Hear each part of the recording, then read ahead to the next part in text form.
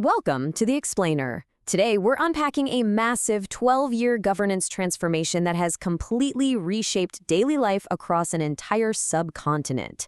We are looking at India's journey to becoming a $4.1 trillion economy.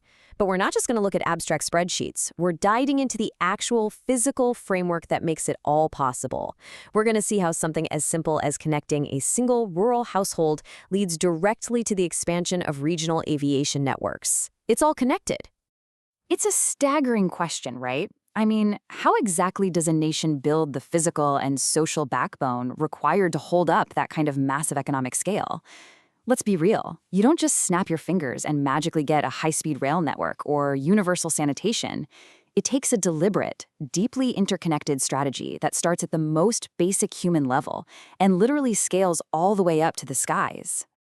All right, let's dive right in. Here's our roadmap for today. First, the foundations of inclusive growth. Second, securing everyday basic needs. Third, expanding surface transport networks. Fourth, revolutionizing regional air travel. And finally, we'll look at modified UDAN and the next decade. Part 1. Foundations of Inclusive Growth. So the crucial point here is that an economic milestone of this magnitude, becoming the world's fourth largest economy, absolutely relies on robust infrastructure. The reality is growth isn't just happening in corporate boardrooms.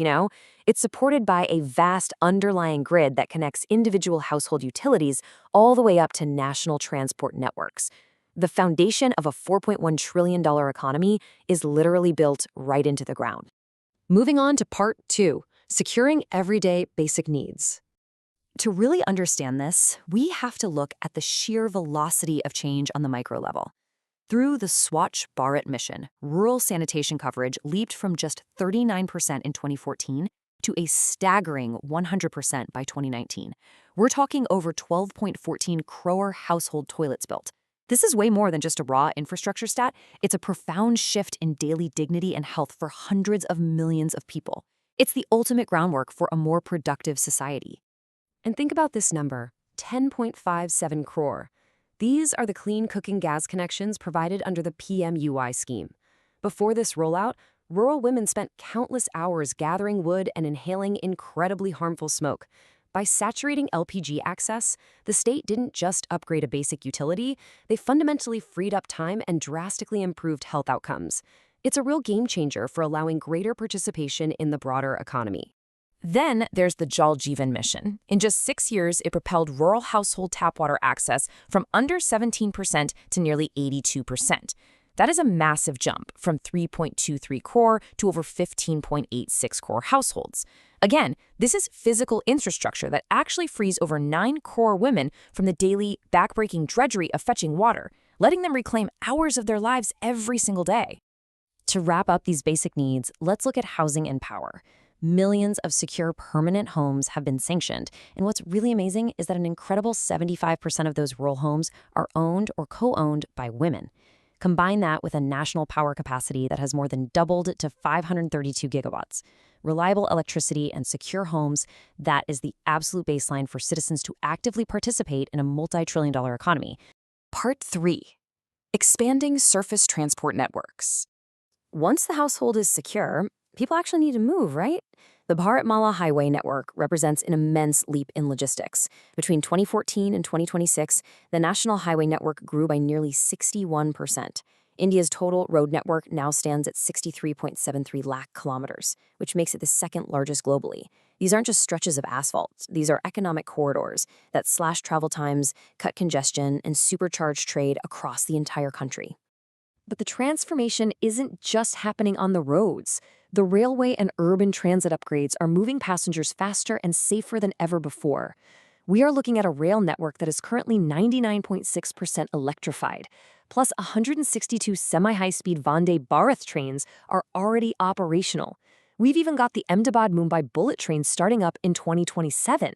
And on the urban front, metro networks have absolutely exploded, going from just 5 cities in 2014 to 26 cities today.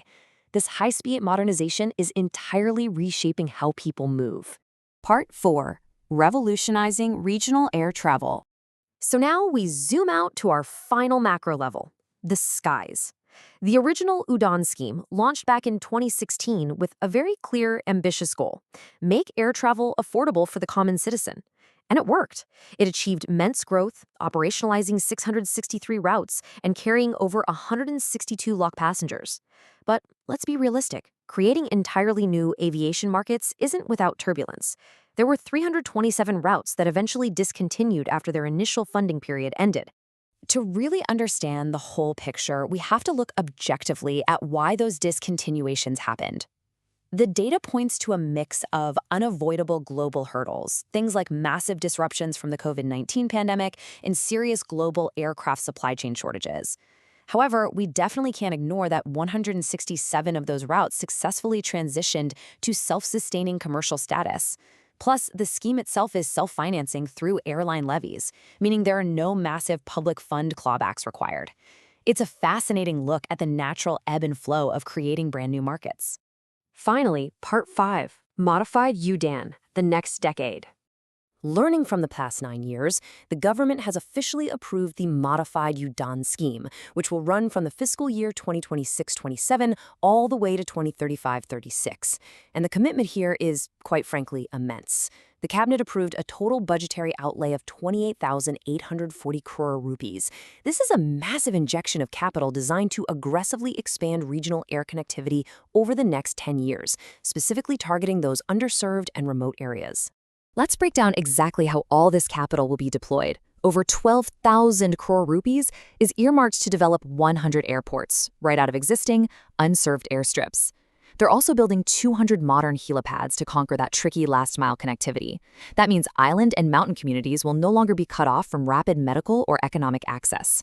And crucially, because new routes take time to mature, over 10,000 crore rupees is dedicated to viability gap funding to support airlines, alongside capped operations and maintenance support for hundreds of aerodromes. What's particularly clever about this strategy is how it actually solves its own supply chain issues. By procuring HAL Dhruv helicopters and HAL Dornier aircraft specifically for difficult terrains, the scheme simultaneously boosts the indigenous aerospace sector. It's infrastructure development that's actively feeding domestic manufacturing, perfectly in line with the Atmanirbhar Bharat vision. So when we trace this whole journey, from a single clean water tap in a rural village to a nationwide highway grid, all the way to regional airports connecting Tier 3 cities, we see this incredible micro to macro philosophy of ease of living. The ultimate question all this data leaves us with is this: as we look toward the goal of a fully developed nation, Viksit Bharat by 2047, will this unprecedented 12-year leap in physical and social infrastructure prove strong enough to carry the weight of tomorrow's economy? It is an absolutely fascinating space to watch. Thanks for joining me for this explainer, and remember to keep questioning the world around you.